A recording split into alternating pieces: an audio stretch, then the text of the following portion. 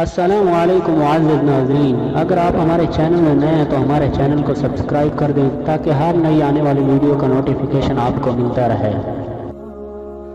حضرت ابو ہریرہ رضی اللہ تعالیٰ عنہ سے روایت ہے کہ رسول صلی اللہ علیہ وسلم نے ارشاد فرمایا، کیا تم جانتے ہو مفلس کون ہے؟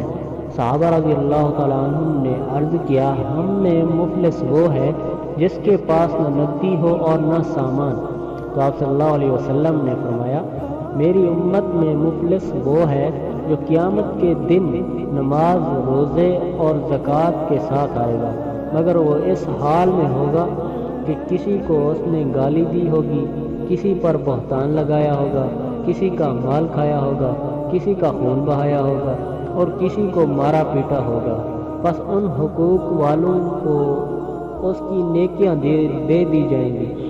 بس اگر نیکیاں ختم ہو جائیں گی تو اس سے پہلے کہ ان کے حقوق پورے ہوں تو ان کے گناہ لے کر اس پر ڈال دیے جائیں گے، پھر اس کو جہنم میں پھینک دیا جائے گا، پھر اس کو آگ میں ڈال دیا جائے گا۔